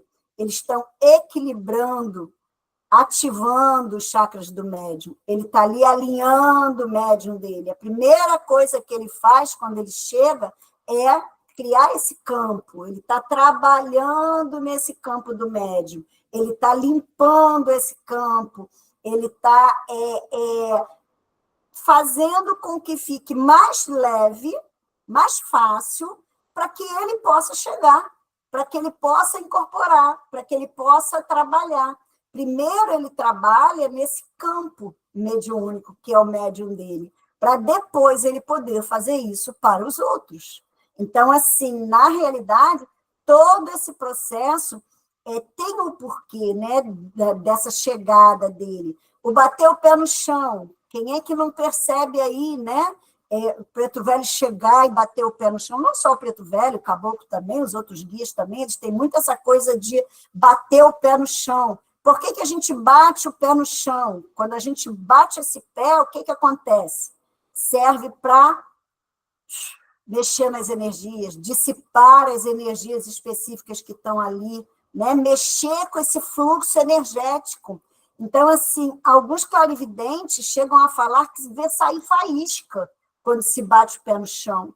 Ele mexe com a energia que está ali, né? Então, essas faíscas energéticas, elas são disparadas com o pé, e muitas vezes direcionadas, viu? Muitas vezes direcionadas para algum ambiente, para algum local, onde eles estão ali batendo aquele pé. Muitas vezes bater no peito, né? O caboclo chega, o guia chega e ele bate no peito. O que ele está fazendo nesse processo? Ele está estendendo, expandindo energia, ele está trabalhando a energia daquele médium. Então, na realidade, todo essa linguagem corporal dele ali tem um porquê, tem um fundamento, não é feito à toa. Então, assim, cada guia tem os seus gestos natural, normal. A gente fala assim, o caboclo de Xangô é diferente do caboclo de Oxóssi, não é? Vocês já pararam para reparar isso? Quando é um caboclo de Xangô, naturalmente, eles têm as mãos fechadas, eles trazem esse movimento fechado. Quando é um caboclo de Oxóssi, a mão dele está sempre assim, ó. Ele está sempre em flecha, ele está sempre nesse movimento, com uma flecha só, com duas flechas na mão. A dança dele, a ritualística dele, é sempre ligada a esse movimento de flecha, enquanto a de Xangô, ele traz muito essas mãos fechadas, né? A de Ogum também traz coisa como se ele tivesse com uma espada na mão, de Yansan, como se ela tivesse com um leque na mão, como se ela tivesse com aquela espada na mão. A gente percebe naturalmente o movimento de cada guia. Quando a gente presta atenção nos guias de trabalho, a gente vai identificando a linguagem corporal deles, principalmente assim que eles chegam ou quando eles estão indo embora. Então, assim, isso é algo que a gente também pode conhecer cada vez mais, né? As formas deles cumprimentarem, né? Também eles estão... eu acho interessante, o vovô até hoje, ele tem aquela coisa de bater a cabeça dele no chão, de saudar a terra, né? Ele saúda os ancestrais, ele saúda a terra quando ele se abaixa e ele bate a cabeça dele no chão. A gente percebe o processo também de ritualística, de cumprimento, de trabalho de cada guia, né? Quando ele chega. Então, assim, esses gestos, esses movimentos que eles fazem, não são aleatórios, não são do nada, não são porque vê o outro fazer. Não adianta ver o coleguinha fazer e pensar, eu tenho que fazer igual, porque quando seu guia chega, ele tem o movimento dele, ele tem a forma dele de dançar, ou de andar, ou de se dirigir a determinadas coisas. Ali está carregado do poder do espiritual que ele traz, né? Então, isso a gente vê muito nas linhas de Umbanda, a gente vê muito nos trabalhos de Umbanda. E a gente precisa perceber que muitas vezes o guia chega e ele traz aquela, antes dele incorporar, né? Ele traz a gente chama de acostamento, né? É uma inspiração, ele se acosta ali, o médium começa a sentir aquele movimento, então começa a sentir aquele ombro pesar, começa a sentir aquela perna ficar mais pesada, começa a sentir aquele quadril ficar mais leve, começa, dependendo, né, da gira que antes do guia estar incorporado, ele já está acostado, ele já está inspirando ali, ele já está trazendo ali essa energia dele, né? Essa linguagem dele. Tudo bem aí, gente? Todo mundo entendeu bem? Então, vamos lá, para o atendimento espiritual. Os guias chegaram, cumprimentaram o altar, cumprimentaram o atabaque, né? Cumprimentaram a porteira, porque os guias também vão cumprimentar a porteira, né? A gente percebe que o guia, ele quando chega, ele sempre faz todo esse movimento que nós fazemos, os guias também o fazem. Também tem esse respeito, né, a esse grau que existe dentro da casa. Então, depois disso vem o momento do atendimento ali na gira, né? Que é quando o consulente entra, quando o consulente tem acesso às entidades da casa. Então, assim, as entidades, eles são os mensageiros, eles são aqueles que vão trazer para nós a orientação, a mensagem que a gente está buscando. Então, quando a gente entra para dentro desse campo sagrado, para se cumprimentar, falar, receber um passe, ou ter um atendimento, né, uma consulta, como a gente fala, ali a gente começa realmente a ter essa troca, esse momento de troca, que tem características que são muito importantes nesse momento. O sigilo, né, porque é considerado, no aspecto religioso, tudo que é dito durante um atendimento deve ser mantido em confidencialidade, o sigilo é muito importante ali dentro, a honestidade, né, do consulente é encorajada a ser completamente franco e aberto com a entidade, porque já se foi o tempo, sabe, gente, da pessoa entender que vou corrigir para ver aonde ali adivinha mais sobre a minha vida. É ridículo, mas existem pessoas que vão corrigi-las na ideia de enganar realmente aquele guia, aquele médium, que tira uma aliança, ou coloca uma aliança para dizer que não é casado, ou para dizer que é casado, ou para contar história. Tem gente que perde seu tempo saindo de casa para ir a uma gira de Umbanda, justamente na ideia de testar o médium, testar aquele guia. Mais uma vez eu falo, isso mostra o teor de moral que esse indivíduo que faz um processo como esse, né, tem de chegar a uma casa espiritual com essa intenção. Moralmente, a gente sabe que os valores dessa pessoa, desse indivíduo, não é nada. Mas isso não cabe a nós, médiuns, isso não cabe a nós dentro do nosso trabalho, cabe a nós estar o mais possível conectado com os nossos guias de trabalho. E aqueles que vêm realmente passar por uma consulta, né, ter essa confiança, ter essa fé, sentir a energia do local, sentir todo esse ambiente e ser muito honesto também junto àqueles guias de trabalho que estão ali atendendo. Então, assim, isso também é muito importante no atendimento. Lembrando que cada linha de entidades, né, ela vai utilizar um elemento específico durante o atendimento. Muitos pretos velhos fazem uso de café, de água de coco, a água mesmo, cada vez mais os guias estão bebendo a água mesmo, isso é muito importante, mas tem dentro dessa ritualística também alguns elementos que é utilizado pelos guias, né? Como o cachimbo, como o charuto, como o cigarro, a cerveja, as batidas. Algumas casas estão cada vez mais retirando também o uso desses elementos, mas muitas delas ainda utilizam. Nada está errado, nada está certo, não existe uma verdade absoluta, cada casa é uma casa.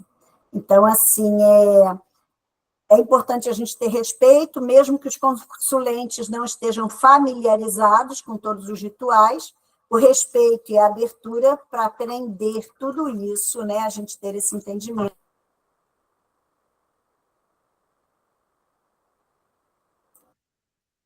Desliguei aqui meu telefone, meu som. Vamos lá.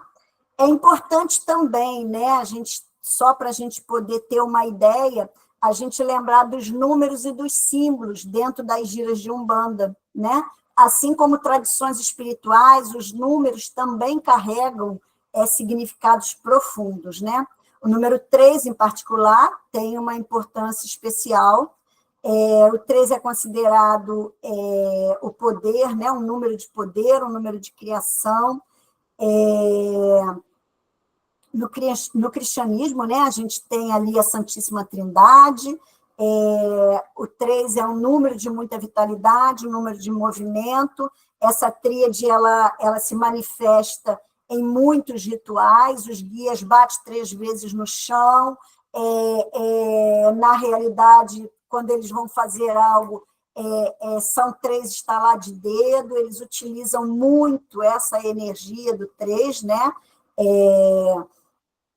Eu estava citando, né, quando a gente bate a cabeça no chão, eu saúdo do solo sagrado, ancestralidades, antepassados, a gente está também, né, saudando 3 vezes, então isso também tem uma importância muito grande dentro da simbologia do sagrado da Umbanda. Os guias, eles trazem muitos processos de trabalhos com o número 3. Faça isso durante 3 dias, use 3 ervas, eles trazem muito esse processo e a gente precisa perceber e entender a potência que tem o movimento do número 3, né?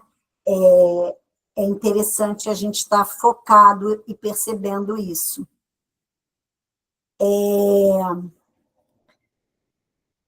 A orientação para visitantes e iniciantes dentro da casa, né? Algumas orientações que são importantes, manter uma atitude de respeito naquela casa, as entidades religiosas compreendem quando alguém é novo no ambiente, então, assim, não precisa ter preocupação, se eu nunca fui a uma casa de Umbanda, eu tenho curiosidade de ir, eu tenho curiosidade de conhecer um pouco mais, de saber o que é aquela casa, como aquela casa age, a gente não deve ter essa preocupação realmente, você deve chegar até ali com muito respeito, com teu coração puro, porque os guias, as entidades sabem o que você carrega realmente no seu coração, né? Então, nós já falamos isso em estudos anteriores, mas a gente deve pedir licença sempre, né? Quando a gente entra no espaço sagrado, pode ser tocando no chão com a ponta dos dedos ou não, você pode simplesmente chegar naquele local mostrando a sua humildade, né? A gente não chega na casa de ninguém e sai entrando assim, né? Eu falo que na nossa casa, a maioria das casas o fazem, mas na nossa casa tem essa ritualística da gente tirar o nosso sapato, né? Nós temos uns saquinhos específicos onde a gente pede que a pessoa coloque seu sapato ali, coloque embaixo da cadeira, porque é importante, a gente, quando vai pisar no solo sagrado, a gente está com nossos pés no chão, então isso também é importante. E diante da entidade, né, a gente sempre, quando chega, a gente curva levemente o nosso corpo, a gente abaixa a cabeça, seguindo até o cumprimento deles, entendendo o que cada um, como cada um se comunica, né? O preto velho, na maioria das vezes, eles dão a bênção. Tem velhos que dão a bênção às duas mãos, tem velho que já pega a nossa mão e já traz realmente, fazendo o sinal da cruz. Já tem outros que nos abraçam, que tocam o seu ombro no nosso, assim como os caboclos, né? como os boiadeiros, como Exu, como Pombogira, já tem uma outra forma de nos cumprimentar, então a gente também precisa somente seguir aquilo que a gente vai sendo orientado ali por eles mesmos. E qualquer coisa, realmente, para quem chega novo numa casa, qualquer dúvida, é importante tirar as dúvidas, é importante perguntar aos componentes da casa, as pessoas que percebem que são mais acolhedoras, a gente realmente, se chegar, se dirigir até a elas para poder estar tirando a dúvida. Há um ponto que tem aqui que é interessante. Após o atendimento, verifique com a casa se é esperado que você permaneça até o final da gira ou se você pode sair após o atendimento, porque isso também diferencia de casa para casa. Tem casas que eles não gostam que saiam enquanto não terminar a gira toda. Você chegou, você precisa participar de toda a gira. Então, é importante você saber, porque cada casa é uma casa. Na nossa casa, a pessoa é atendida e ela pode ir embora. Ela pode chegar na casa, pegar o seu número, passou pelo atendimento, ela pode ir embora. Sendo que nós temos todo um processo, toda uma ritualística também de fechamento de gira, de encerrar a gira, né? E isso também é importante? É importante também. Eu digo sempre que aqueles que querem participar de uma gira deve-se chegar antes do defumador e deve-se esperar o encerramento da gira, fechar aquele portal. Uma gira leva em torno de 2 a 3 horas, no máximo, né? A média de tempo de uma gira é de 2 horas. Então, na realidade, não é tanto tempo assim. Mas na nossa casa é direcionada que não tenha necessidade de aguardar, não. Foi atendido, a pessoa pode sair. Mas é importante a gente saber em cada casa que a gente vai estar, né? A importância dos elementos, né, nos rituais, é importante também a gente estar entendendo, estar sabendo sobre eles. A pemba, aquilo como eu falei, é muito sagrado dentro da Umbanda, é um giz sagrado usado, né, para riscar os pontos. Na maioria dos rituais é utilizado a pemba. A pemba, para quem não conhece, né, é como um giz, mas é mais gordinho, e ele é um item indispensável para todo médium bandista, todo médium dentro da caixinha do seu preto velho, dentro do seu material, do seu guia, deve ter uma pemba junto com o material dos guias. Então, assim, Aqui ainda está escrito que tem um ditado que diz que médium sem pemba é como um soldado sem arma, né? A nossa arma é a pemba. É porque não é um instrumento físico somente, ele é um condutor de energia. Então, é importante aí esse olhar para a pemba. As ervas, que também têm um papel fundamental na Umbanda, começando pela defumação, mas usa-se as ervas praticamente em todos os rituais, em todos os trabalhos da casa, a gente sempre mexe com as ervas, né? Na realidade, no poder das folhas, em um bate-folha, em uma reza de um preto velho, em um trabalho de um caboclo, onde você pisa em cima, onde aquilo passa pelo seu corpo. A energia das ervas, ela tem um poder mágico dentro da Umbanda. Então, Umbanda sem ervas também não é Umbanda, né? Os pontos cantados também é importantíssimo dentro da Umbanda, porque não são somente músicas, né? Ali os pontos cantados são como mantras. Os pontos cantados é uma invocação, nós estamos, na realidade, assim, fazendo essa manipulação, esse movimento das energias através daquele ponto cantado, através daqueles mantras. Aquilo ali além de chamar os guias, né, de criar aquele ambiente ali, nós falamos um pouquinho sobre isso em um estudo anterior, que eu estava até falando, alguns médios em desenvolvimento, eles ficam ainda tão afinados ao ponto daquele guia, que ele identifica que é o guia dele, ele fica tão que ele acaba criando para ele, dentro de um processo mental dele, que quando toca aquele ponto daquele guia, é como se o cérebro dele falasse assim, é o guia que você tem afinidade, é a energia que vibra em você, e ali ele sente mais a energia daquele guia. É claro que isso tem, sim, uma função, mas com o tempo a gente percebe que não é, né, essencial você ter o ponto do teu guia para que ele chegue, mas para os médios iniciantes, para o médio o médio fica muito ligado a isso. Aquele ponto cantado é o ponto daquele guia e é onde eu me conecto com aquele ponto específico. Então, assim, é importante, sim, os pontos cantados são importantíssimos dentro da Umbanda, né? Aqui tem uma parte que fala sobre o papel do sacerdote, né? Vou passar bem rápido aqui, nessa condução aí da gira.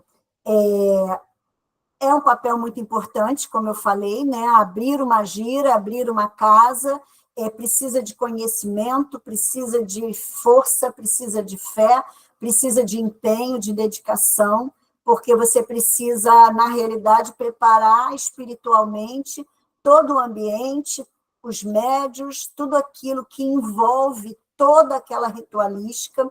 Então, assim, você precisa ter conhecimento e ter capacidade também mediúnica, energética, de estar cuidando de si mesmo, de estar bem, para que você possa realmente estar à frente, né, de um grupo, de uma egrégora, né, que a gente vai se formando, se juntando, e é claro que cada elo dessa corrente é importantíssimo, são esses elos que seguram, na realidade, né, uma casa, um trabalho, mas o papel do sacerdote na condução de tudo isso, para interpretar as mensagens da entidade, para poder estar olhando a consulência, aquilo que eu digo, a gente sempre sabe como uma gira vai começar, mas a gente nunca sabe como a gira vai ser.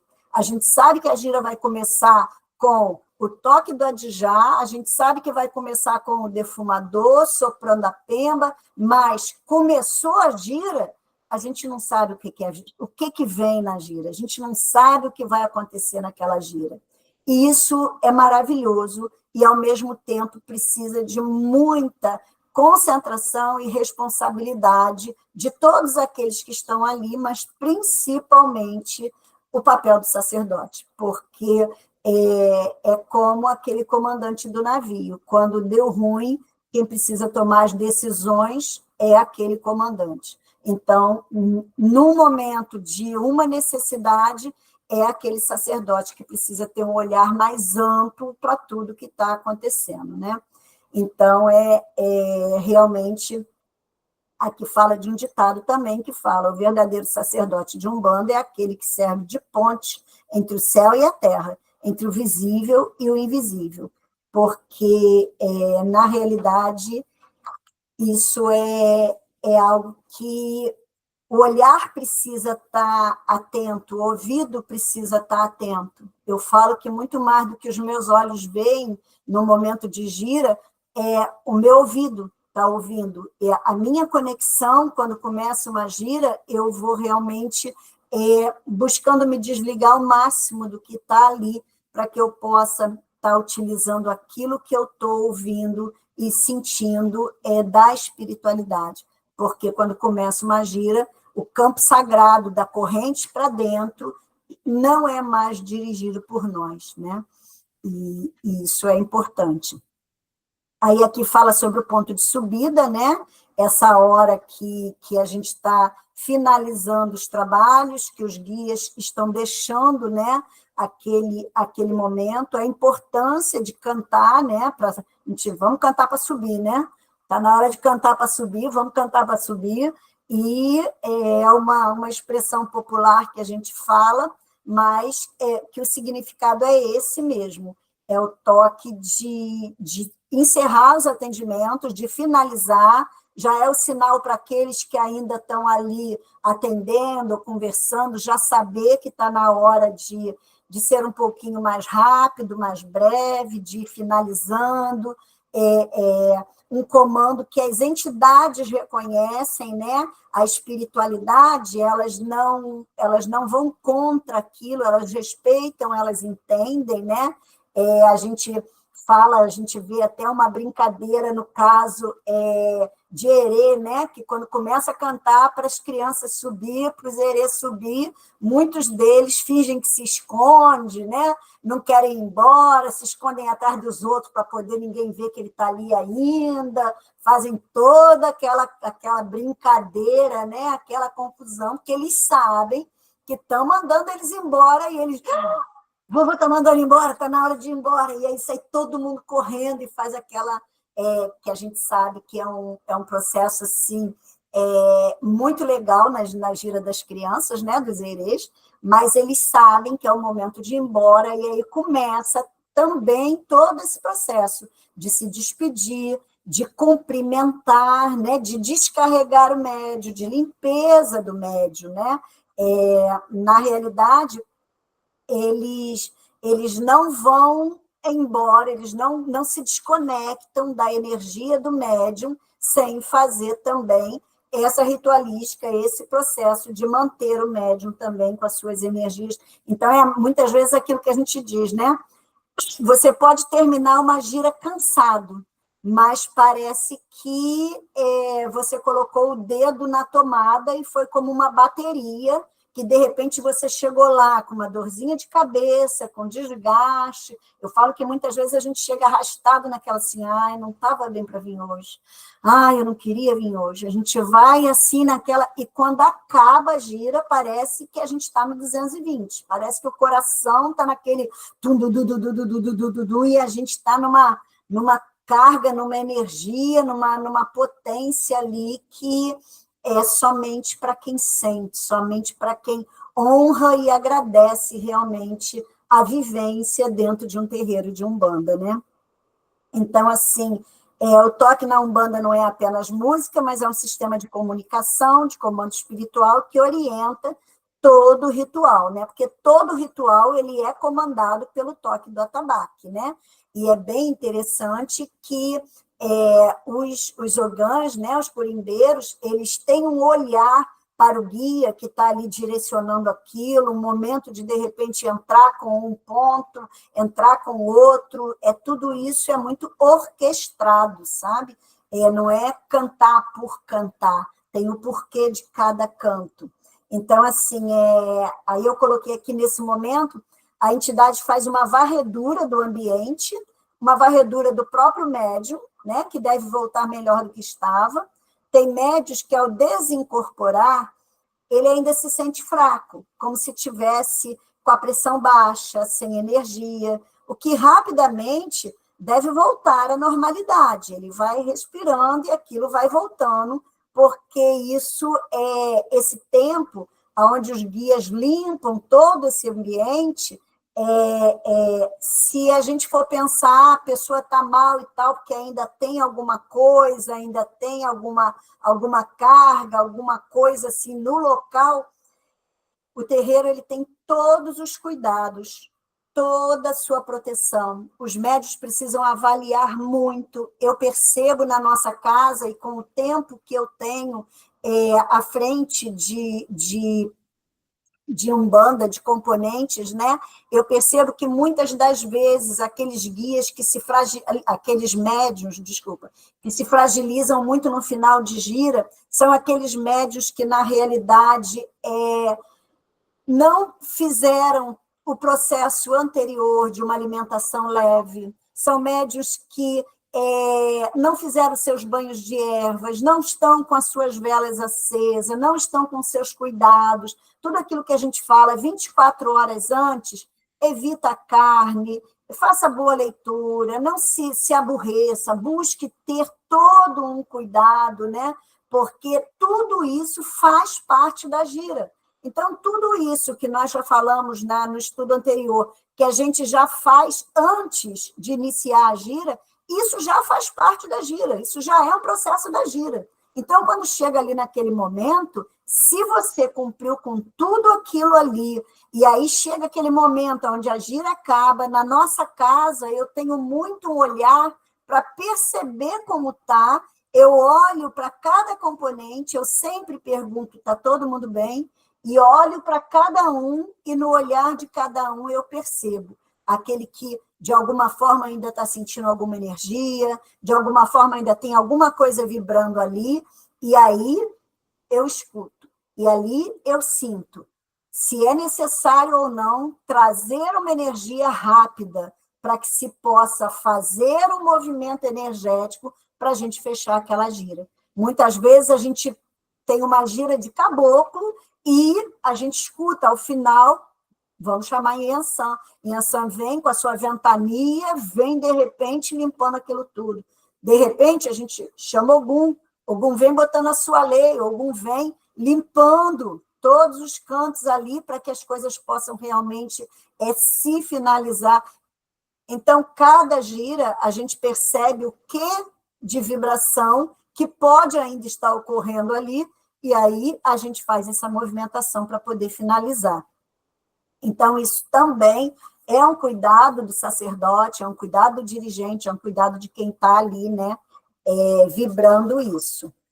Gente, a hora, como eu falei, né, vocês não falam, eu falo, faltaram somente 3 folhas aqui, mas são folhas que vão sendo um pouquinho repetitiva, que dá para mim continuar junto com o próximo estudo daqui a 15 dias, que eu começo a falar um pouco mais sobre cada gira, como é cada gira específica.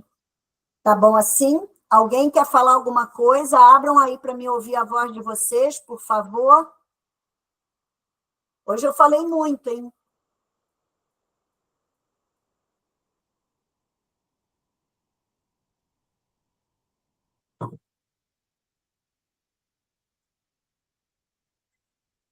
Tá todo mundo dormindo? Ninguém levantou uma mão aí, não?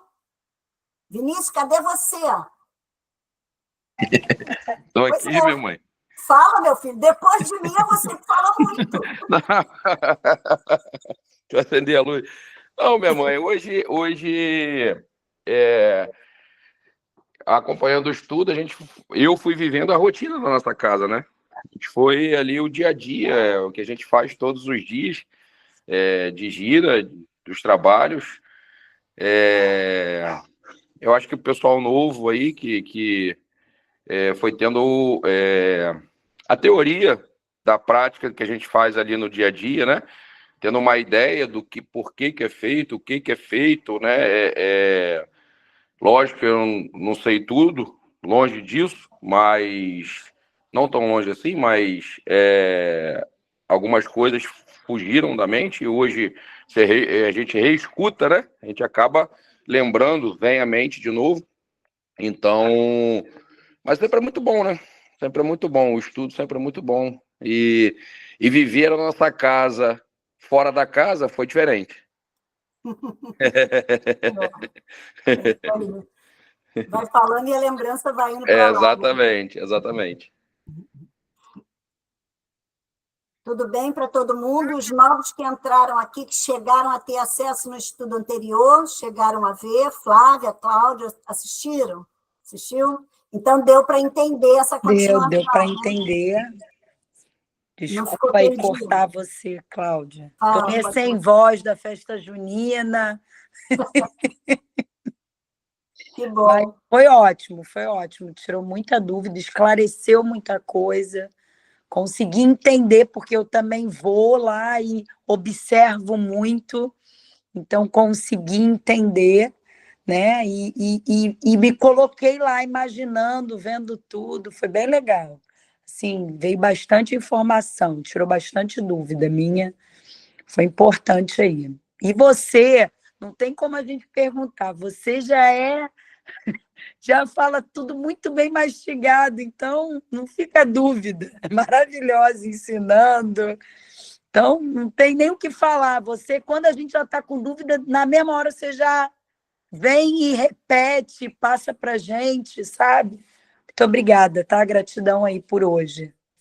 Obrigada, não. A preocupação é justamente isso, é que a gente entenda, né? Eu acho que é importante. Foi muito legal, obrigada. E todos aqueles que não assistiram os anteriores, né? Eu vi que hoje entraram 2, 3 que novos aí. Assistam os estudos anteriores, porque aí vocês vão compreender melhor, né? Os estudos anteriores são poucos, não tem muitos estudos ali, mas ele está vindo realmente sistematicamente, né? Que é o objetivo, é o nosso objetivo, de conseguir montar essas apostilas, esse material, para ficar realmente bem mais fácil. Alguém mais quer falar alguma coisa?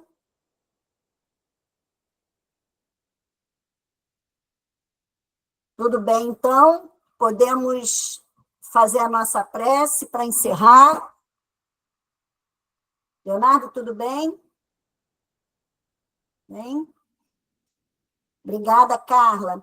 E depois você vai ter acesso aos outros estudos e assiste lá, que eu acho que vai acrescentar também.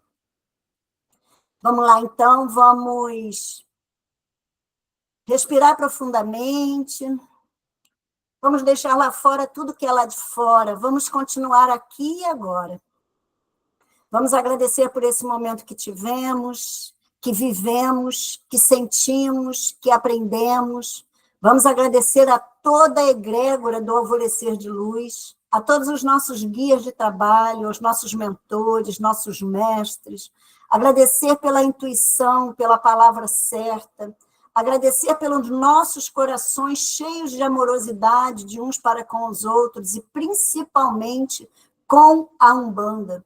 Que a Umbanda seja cada vez mais vivida por nós, mas vivida com consciência, com conhecimento, com sabedoria, porque existe sim, existe várias maneiras de se viver a Umbanda, mas a Umbanda é espiritualidade séria, de compromisso, de disciplina, de fé viva, aonde os nossos ancestrais, aonde a espiritualidade, os orixás, aonde Exu, onde Pombogira, onde Exu Mirim vibra em nós, está em nós, faz parte de nós, e nós precisamos honrar e agradecer. E assim o fazemos todos os dias da nossa vida. Fazemos hoje, aqui, agora. E que nós tenhamos uma semana de muita luz, de muitas bênçãos, de muita paz, tendo a certeza que nossos orixás, guias de trabalho, todo povo que agrega a Umbanda, aos seres estelares, aos irmãos de tanta luz, possam estar conosco nesta semana. E que assim seja, assim já é. Gratidão. Gratidão a todos vocês, gratidão pela presença de cada um, que nós possamos aí continuar interagindo e daqui a 15 dias nós estamos aí, juntos de novo. Beijos, beijos a todos.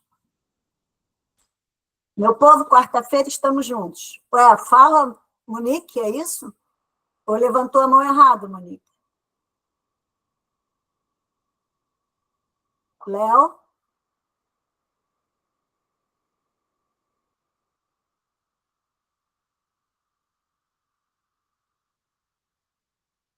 Ah, tá dando tchau. Tá bom, minha filha. Beijo.